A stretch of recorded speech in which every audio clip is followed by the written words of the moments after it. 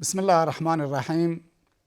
الحمد لله رب العالمین والصلاة والسلام على سید الانبیاء والمرسلین محمد و علی آله و صحبه اجمعین. اما بعد، بینندگان بسیار عزیز و گرامی، السلام علیکم و رحمت الله و برکاته.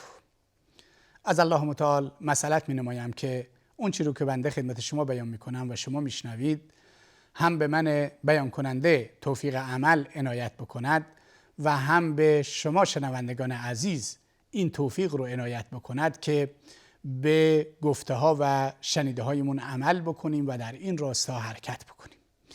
امروز در رابطه با تأثیر عملی علم و دانش در حیات رسول اکرم صلی الله علیه و سلم صحبت میکنیم که چگونه علم و دانش باعث خوبی و سعادت در زندگی می شود و رسول اکرم صلی الله علیه و آله و سلم از این علم و دانش چگونه استفاده کردند. روایتی است از معاویه ابن حکم سلمی رضی الله تعالی عنه.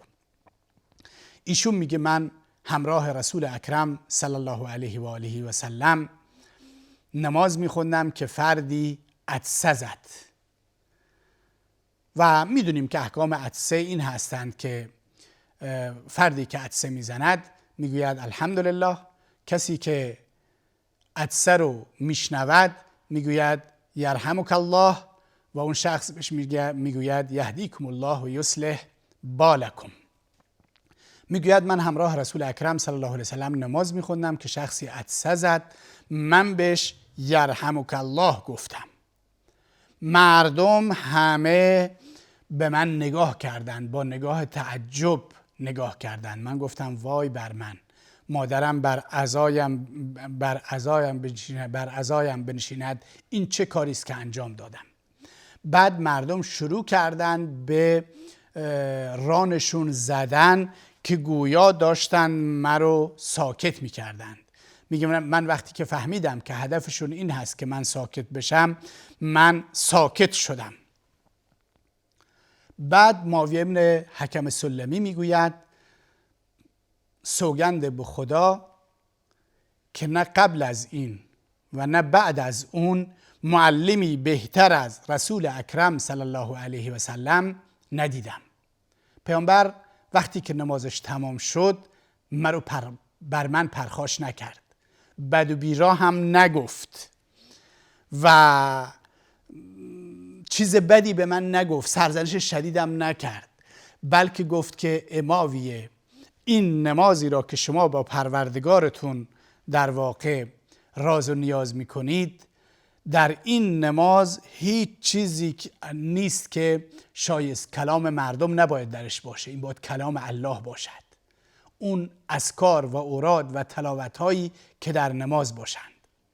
مهم این هست که این بخش مربوط به علم و دانش هست، نحوه آموزش دادن پیامبر اکرم صلی الله علیه و آله و سلم که به ما آموزش میدهد و به ما میگوید که این گونه باشید.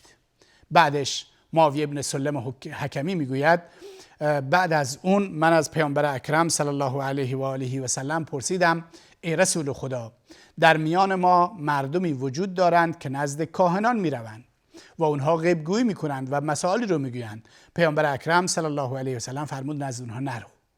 البته من اینجا یادآوری بکنم که معاویه ابن حکم سلمی وقتی پیامبر نصیحتش کرد، به پیامبر اکرم صلی الله علیه و سلم فرمود که من تازه مسلمان هستم، تازه جاهلیت رو ترک کردم و به اسلام اومدم. و بعدش گفت که ای رسول خدا، کسانی هستند که فال میگیرند. پیامبر اکرم صلی الله علیه و آله و سلم فرمود که نزد این فالگیران هم نروید. آموزش علم و دانش رو و نحوه آموزش پیامبر اکرم صلی الله علیه و سلم رو ببینید. امروز خیلی ها وقتی ازشون چیزی میپرسن پرخاش میکنند، بد و بیراه میگویند، برخورد بدی میکنند. اما رسول اکرم صلی الله علیه و آله و سلم بسیار زیبا در این مسئله برخورد کردند. و بعدش معاویه بن حکم سلمی رضی الله تعالی عنه میگه من به پیامبر اکرم صلی الله علیه و سلم گفتم یا رسول الله، من یک اشتباه دیگری رو هم مرتکب شدم و اون این هست که من کنیزی داشتم، کنیزم کار اشتباهی انجام داد، من یک سیلی بهش زدم و الان از این سیلی که بهش زدم خیلی ناراحت و پشیمون هستم. پیامبر اکرم صلی الله علیه و سلم فرمود که این کنیز رو صدا بزنید و نزد من بیاورید. وقتی کنیز رو نزد پیامبر اکرم صلی الله علیه و آله و سلم آوردن، پیامبر اکرم صلی الله علیه و آله و سلم از ایشون پرسیدند که این الله، الله متعال کجاست؟ کنیز گفت که فی السماء، الله متعال بالاست، در سمت بالا و سمت آسمان هست. پیامبر اکرم صلی الله علیه و آله و سلم فرمودند که اعتقها فانها مؤمنه، این کنیز رو آزاد بکن برای اینکه این مؤمن و مسلمان هست. این فایده علم و دانش و جریان عملیش در حیات پیامبر اکرم صلی الله علیه و سلم.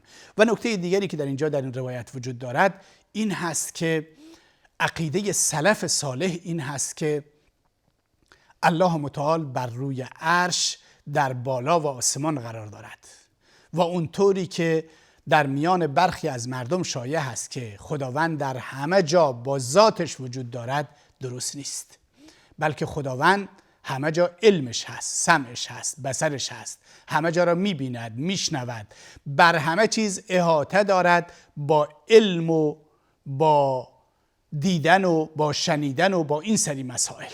اما ذات الله متعال بر عرش هست اونطوری که شایسته عرش، شایسته ذات الله متعال هست. اینجا این نکته رو اضافه بکنم که ما درباره ذات و صفات پروردگار اعتقاد اهل سنت و جماعت این هست که درباره ذات و صفات همون اندازه که در قرآن کریم و سنت پیامبر اکرم صلی الله علیه و سلم وارد شده اونها رو قبول داریم، بدون اینکه تشبیه بکنیم، بدون اینکه تمثیل بکنیم، بدون اینکه کیفیتش را بدانیم.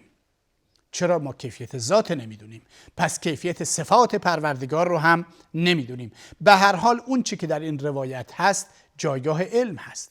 پیامبر به عنوان یک معلم میبینیم که چقدر خوب آموزش میده و اونجا وقتی که کنیز رو متوجه میشه که علم شناخت الله متعال رو دارد میگوید که این آزاد بکنید. و روایت دیگر هست از ابی رفاعه عدوی رضی الله تعالی عنه، ایشون میگوید من روزی خدمت نبی اکرم صلی الله علیه و سلم رسیدم در حالی که داشت برای مردم صحبت میکرد. میگه من گفتم که ای رسول خدا، من مردی بیگانه هستم، از راه دور اومدم که در مورد دین بپرسم. میگه پیامبر خدا صلی الله علیه و سلم صحبت کردن با مردم رها کرد و اومد کنار من نشست و اون موقع بعد از اینکه کنار من نشست و علمنی مما علمه الله، و از اون چیزی که الله متعال بهش آموزش داده بود به من آموزش داد. بعد رفت و برای مردم صحبت کردن رو ادامه داد. معلم رو ببینید، تأثیر علم رو ببینید، با یارانش داره صحبت میکنه ولی خب اینا یارانش هستن، دوستانش هستن، با هم تعارف ندارن، مدت‌ها رو با هم زندگی کردن. وقتی یک فرد بیگانه غریبه میخواد از در مورد دین و احکام دینی بپرسه، میگه خب صحبتش با اونها و سخنرانیش با اونها قطع میکنه، میره نزد اون شخص میشینه و اون چیزی که اون شخص نیاز داره آموزش میده و بعد برمیگرده و به صحبت کردن با صحابه و یارانش و سخنرانی خودش ادامه میدهد. و این تأثیر علم و دانش هست که پیامبر اکرم صلی الله علیه و سلم که در اوج علم و دانش قرار داشتند، اوتیت جوامع الکلم، اونطوری که در روایات اومده که پیامبر اکرم، روایت صحیح که به پیامبر اکرم صلی الله علیه و سلم جوامع کلمات جامع عنایت شده بود، میبینیم که در مبحث آموزش و علم و دانش چقدر در واقع پیشرفت هستند. نکته دیگر روایتی از ابو هریره رضی الله تعالی عنه، ایشون میگوید که بعضی از مردم میگن که ابو هریره روایات زیادی نقل کرده از پیامبر اکرم صلی الله علیه و سلم، علتش چیست؟ ایشون میگوید که و مردم میپرسند که چرا مهاجرین و انصار بقیه مهاجرین و انصار این همه احادیث از پیامبر اکرم صلی الله علیه و سلم نقل نمی کنند. ابو هریره میگه بگذارید که من شما رو خبر بکنم. انصار بیشتر مشغول کشاورزی بودند و مهاجرین هم بیشتر مشغول تجارت بودند و اونقدر که من ابو هریره به سخنان و احادیث پیامبر اکرم صلی الله علیه و سلم اهمیت میدادم و حفظ میکردم، این کار انجام نمیدادند. من ابو هریره به اندازه این که شکمم پر باشه سیر باشه کفایت میکردم و رسول خدا صلی الله علیه و آله و سلم رو همیشه همراهی میکردم. موقعی که اونها نبودند من در کنار پیامبر بودم، همه جا همراه رسول خدا صلی الله علیه و سلم بودم و رسول خدا صلی الله علیه و سلم رو لازم میگرفتم تا اینکه احادیث رو یاد بگیرم. و وقتی که احساس کردم که احادیث پیامبر اکرم صلی الله علیه و سلم رو خوب نمیتونم حفظ بکنم و چه بسا فراموش رو میکنم، نزد پیامبر اکرم صلی الله علیه و سلم رفتم. گفتم یا رسول الله، شما میدونید که من علاقه وافری به حفظ احادیث شما دارم، سخنان شما دارم، ولی گاهن برخی از سخنان شما رو فراموش میکنم. پیامبر اکرم صلی الله علیه و سلم دعا کرد و بر سینه در واقع ابو هریره رضی الله تعالی عنه زد و مالید و فرمود که از این به بعد شما چیزی رو فراموش نمی کنید. ابو هریره میگه علت این که من علم و دانش بیشتری، روایات بیشتری نسبت به سایر اصحاب پیامبر نقل میکنم این هست. محل شاهد در این حدیث و موضوع ما علم و دانش هست و اهمیت دادنی که علم و دانش در حیات پیامبر اکرم صلی الله علیه و سلم داشت و این که چگونه برای ابو هریره رضی الله تعالی عنه دعا کرد تا اینکه علم و دانش فراموش نشود. و ابو هریره هزاران حدیث رو از رسول اکرم صلی الله علیه و سلم برای ما نقل کرد. البته صحابه زیادی جزو مکثرین هستند، یعنی جزو کسانی که روایات زیادی رو برای ما نقل کردن، ولی شاید ابو هریره رضی الله تعالی عنه یکی از کسانی باشد که بیشتر از همه نقل کرده. یکی این همراهی مداومش با پیامبر و یکی این دعای پیامبر اکرم صلی الله علیه و سلم که برایشون خوند. بعدش در پایان این حدیث ابو هریره رضی الله تعالی عنه میگه اگر آیات قرآن کریم وجود نمی داشتند که ما رو از کتمان علم و دانش برحذر می داشتند، من حدیث نقل نمی کردم. ولی چون قرآن کریم تهدید کرده که مبادا و وعید برای ما فرستاده که مبادا شما آیات رو علم رو کتمان بکنید، درنش من روایات رو برای شما نقل می کنم. و اون آیه است که ان الذین یکتمون ما انزلنا من البینات والهدی تا آخر آیه.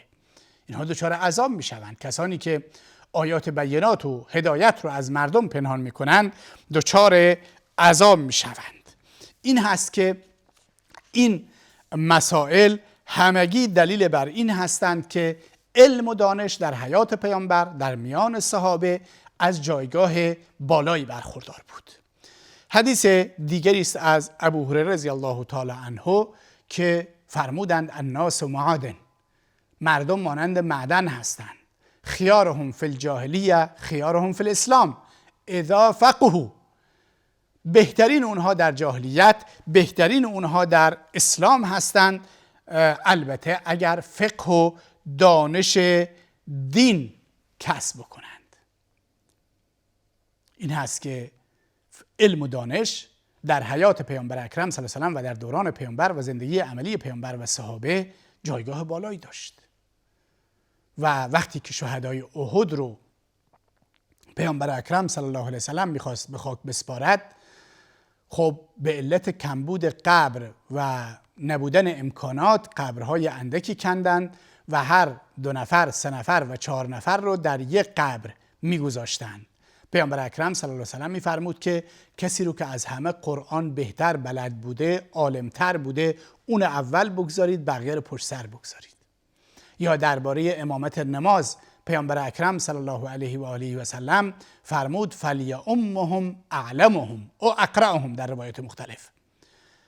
اینها رو اقرأ، قاریتر و عالمتر امامت بکند. در اون حدیث که پیامبر خدا صلی الله علیه و سلم فرمودند که اگر شما رفتید در بیابانی 2 نفر بودید 3 نفر بودید نماز جماعت بخونید، فرمود کسی که از شما عالمتر هست داناتر هست جلو بشود.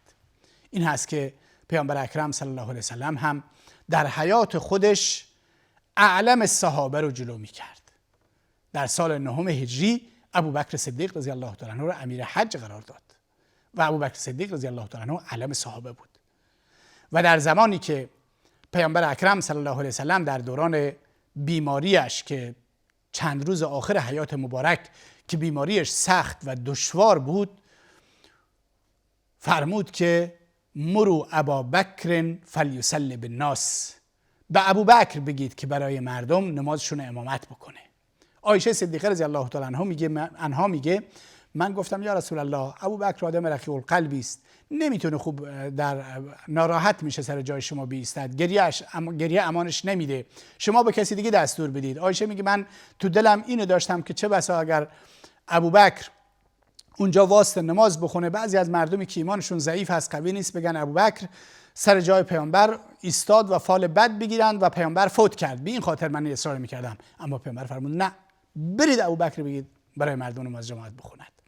این دلیل بر این هست که ابوبکر اعلم بود و پیامبر اکرم صلی الله علیه و آله و سلم در واقع اعلم شخص رو، اون کسی که از همه عالمتر بود، ایشون رو جلو کردند.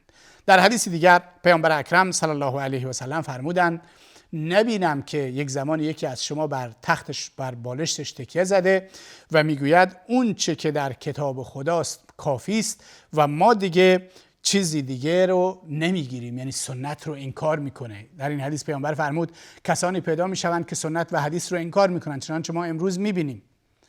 بعدش پیامبر اکرم صلی الله علیه و سلم فرمود که بدانید که حرام رسول الله حرام الله است و حرام الله و حلال الله حلال رسول الله حلال الله است. یعنی چی؟ یعنی اون چی که پیامبر اکرم صلی الله علیه و سلم از علم و دانش میگوید از طرف الله است. و ما ینطق عن الهوى این هو الا وحی یوحى. پیامبر اکرم صلی الله علیه و سلم از هوا و هوس صحبت نمی کند. سخنان پیامبر خدا صلی الله علیه و آله و سلم علم و دانش هستند و وحی الهی هستند. خب موارد در این زمینه زیاد هستند که در حیات پیامبر علم و دانش ارزش داشت و به علما و دانشمندان پیامبر اکرم صلی الله علیه و سلم ارج می‌نهاد و خودش هم به عنوان بهترین معلم در خدمت بشریت و انسانیت و مردم بود و به مردم علم و دانش می‌آموخت. ما باید رسول الله صلی الله علیه و سلم رو در این زمینه الگوی خود قرار بدیم و در این مسیر حرکت بکنیم و از الله متعال مسئلت بکنیم که به ما توفیق عمل عنایت بکند. از اینی که ما رو همراهی کردید از شما تشکر میکنم. تا جلسه دیگر و وقت دیگر خدا یار و نگهدارتون.